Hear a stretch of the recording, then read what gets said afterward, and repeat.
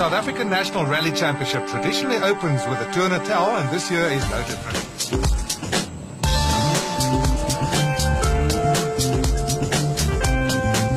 Welcome to day 2 of the Total Tour Natal. After yesterday's 5 stages, Mark Grenier has a comfortable lead over last year's reigning champ Enzo Kuhn in the Volkswagen. We're going to have to see what happens today. It's going to be a challenging 9 stages in the Mzuntu area in Natal. So it's all up for grabs and there's a lot of cars chasing. So let's go see what happens.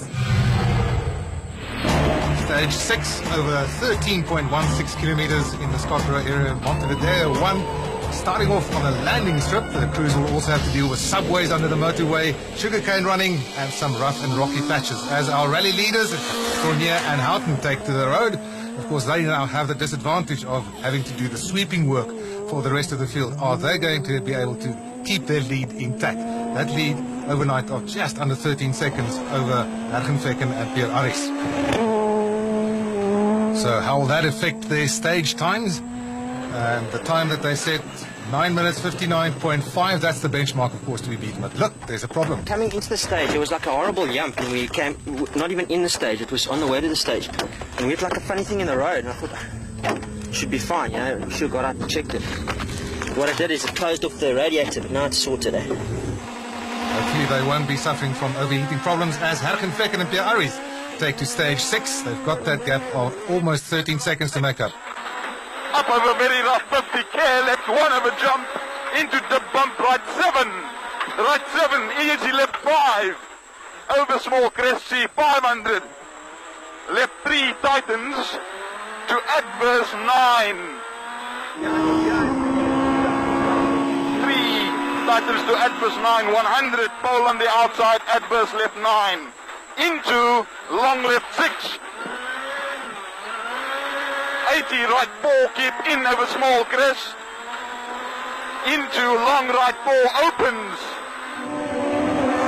Third on the road and third overall overnight, Enzo Kuhn and Guy Hodgson in the second of the BP Ultimate Volkswagen Polos. Left 6, Titan, and then clearing, stay left, caution, right, left 2 is right 8.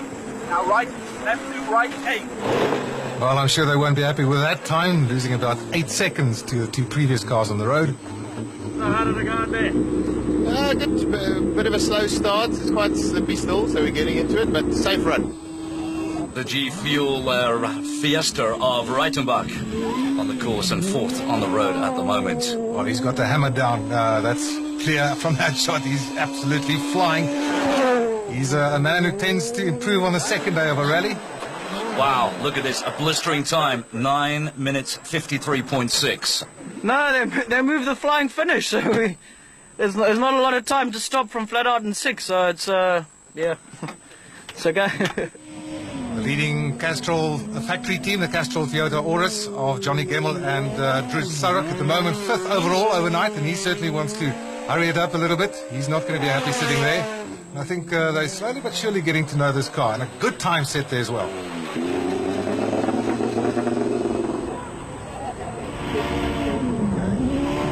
Habeck and Paisley in the Volkswagen Polo. This is the BP Ultimate and doing really well. And right now, currently 6th overall. Habeck's not going to be happy with that and notoriously well known for pushing hard on the second day.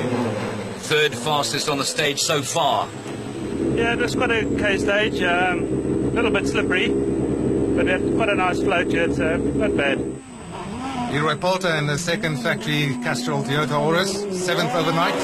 And seemingly now these two, him and Alvin Couture, have found each other and he is flying. This is looking like a very, very neat stage time coming up. And Leroy Poulter is certainly somebody that everybody else will have to take notice of. And a great time there, the 2nd fastest so far. That pushes him 1 position up the order. I think the first long stage, yeah, the car's a lot better today, and we'll carry on from here. Nick Ryan, along with Jeff Tyra in their Volkswagen Polo, lying 12th overnight. They are certainly not going to be happy with that, and they're looking at making up some lost time. And in this stage, they certainly succeeded in doing that.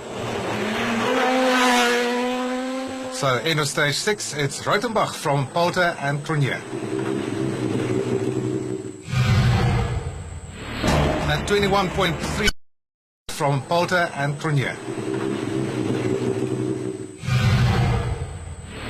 At 21.31 kilometers, stage 7, Ellingham won the longest stage of the rally. A very challenging one, demanding one, lots of sugarcane running and lots of hairpins to negotiate, and very picturesque, as you can see.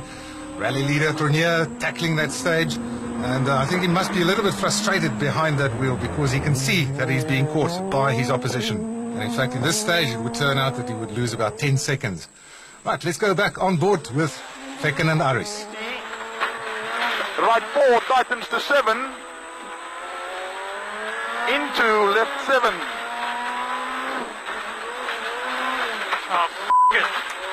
Clearly a problem there for the Volkswagen crew. It looks like the car's got a puncture, and this is likely to cost them a lot of time because there's still a lot of running to do, about 8 Ks left in this stage. You can see left front, that tyre almost coming off the rim there, and this is a big blow for Fekken and Aris. Keenan and Hodgson, their teammates, and unbeknown to them, the problem with Fekken was obviously move them up 1 place to 3rd. Right 4, narrow bridge, left 8. Caution here, narrow, left 8, right 5, in, turn right 6. Now turn, right 6. Guy Hodgson getting very, very animated at the moment. The treacherous conditions, and as you can see, they really need to be concentrating. Absolutely right. Konrad Rotenbach has moved up to 3rd after the previous stage, and he will probably also move up 1 position depending on how much Hagen Fekken suffers. Johnny Gemmel and Drew Sturrock in 7th position overnight. Oh, he missed that corner, and this is also going to cost him a lot of time. Johnny Gemmel certainly didn't need this one. Struggling a little bit to get going again. That's it, and right 6 in. Into a right 4 in. 8 kilos. Into a left 3 opens. Into right 1, left 1. Aveg and Paisley clearly now finding their feet and finding the pace they were looking for. And he is pushing as always. Eventually he will set the 2nd fastest time just by 0.1 of a second on this stage. Polter and Kutsia also finding their feet, pushing slightly over the limit there in the Castrol Toyota Auris. He's very, very impressive, going 2nd fastest in the previous stage. And he will end up 4th fastest in this stage. And there's De Villiers and Pitchford. Lost some time in the previous stage, dropping to 11th overall. And here you can see some of the tricky conditions. They've got to navigate through these subways very carefully in the walls on the other side. Still very slippery out there. De Villiers, of course, used to very treacherous conditions after his adventures on the Dakar. Charles Wilkin and Greg Goddard in the Ford Fiesta had terrible problems, lost about 14 minutes on just an open stage. It wasn't in fact on the stage, it was an open stage. So currently at 20th position, but on this particular stage they're doing so well, they're up to 6th. Well, they basically have nothing to lose. They can go for glory. As we go to John Williams, currently in 10th position overall, doing very well in the 2nd Sasol Fiesta. And John Williams is finding his feet back in South African rallying, going 9th fastest in that stage. JP Damso and Caroline Swan in the Runx battling right now for a position currently 8, 9 or 10. Nice little battle at the back end of the top 10 there.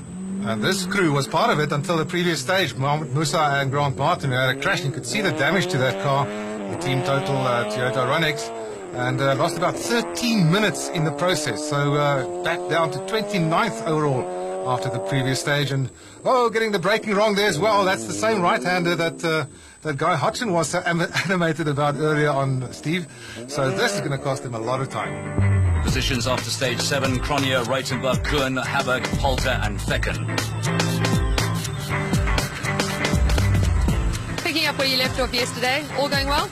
Yeah, the car's feeling great this morning. It's just been a bit tricky to find my pace on the road, and just trying to keep the rhythm up and keep going. The big question is, of course, how did that puncture affect Hagen Fekken's pursuit of Mark Cronje? No, look, we had a bad stage. We had a slight overshoot, and then we got a puncture left front, so we lost almost 50 seconds. So we need to make up positions now. I think we're way back in 10th at the moment. Genial. Beginning to find a rhythm in this rally car now? Well, I don't know about this morning. I'm I didn't sleep so well last night, and I'm not into it. I'm not quite sharp. And first stage, I made 2 mistakes. Overshot on the one corner and stalled the car. Took a while to get it started, and then on a tight hairpin, I didn't manage to make the hairpin. I couldn't find reverse, so I had to sort of try and get around in the cane. So I mean, we lost a lot of time there, but it's part of the learning curve. And second stage, 10 km from the end, we had our throttle sticking open, so that didn't help either. Then I overcooked the brakes, but main thing is we finished both stages, and that's important for me, just to get kilometers under the belt and to try and finish every stage. Conrad, how's today treated you? Yeah, it was okay. The first stage was quite good. We got a good rhythm in the morning.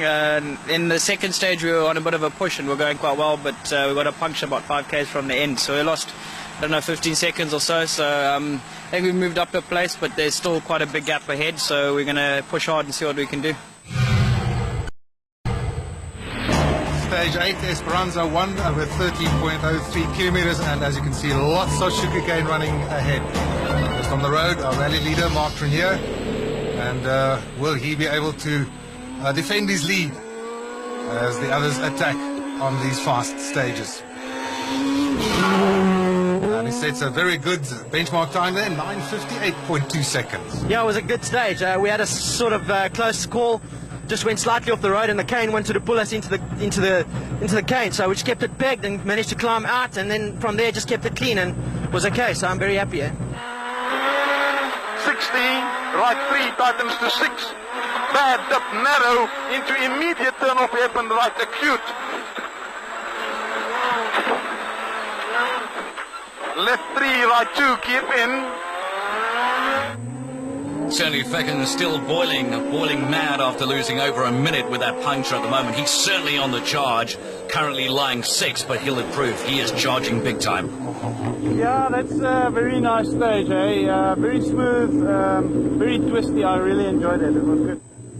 Keen and Hodgson currently in 3rd position. They've got their eyes on that 2nd place, currently held by Conrad Rotenbach, only 4 seconds down after the previous stage. But at this point, he couldn't quite match the time set by his teammate Harkim Fecken. Yeah, very interesting. It's we're chasing these forwards quite hard and try not to make a mistake because we want to stay in the game. Conrad Reitenberg, his French navigator, still chasing 13.9, the deficit between him and race leader at the moment, Mark Trenier. Conrad Reitenberg is certainly pushed. For now, he is 2nd fastest, 9.58. Yeah, it felt quite good, but the time wasn't, so I don't know what's going on. Plans now for the next one? We're going to have to go flat out. We've got to try and make up some time, so we'll see what happens.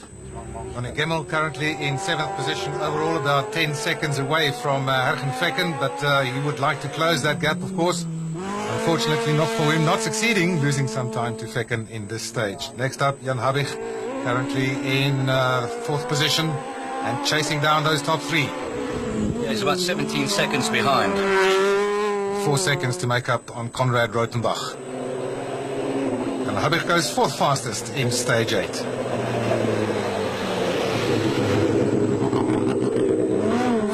Wilken and Godridge in the Basil Reed and Blizzard Ford Fiesta are doing very, very well. They were 24th overnight and have made up position over position, now currently in 13th place, and they moved up to 12th after that stage. John Williams, Kubis Frey, Team Sassel, the Ford Fiesta, they were at 7th position on their table, and they've gone 10th fastest, so they have dropped down a little bit of time. John, a good drive so far? Yeah, it's going okay. We've had a pretty tough day today with a few problems with the rear diff. So, new car, and we're learning as we're going along. So, yeah, but it's been good. Just 17 seconds up the road from them in 8th position overall. It's still Danzo and Swan, the team total Toyota Runex. Good solid performance so far. Yeah, that one went not too bad. It's taken a bit long to get into it. I think we're quite settled now. So we'll try and keep this pace. So Nicholas Ryan on a march. He was 10th. He's had a good stage time. He's got himself up to about 9th. He's about 8/10 of a second behind John Williams at the moment, so it's really close. Anikarka and Lefkovich in the New Africa Development Volkswagen Polo chasing 11th placed Geniel de Villiers, and about 30 seconds in it for them at this point.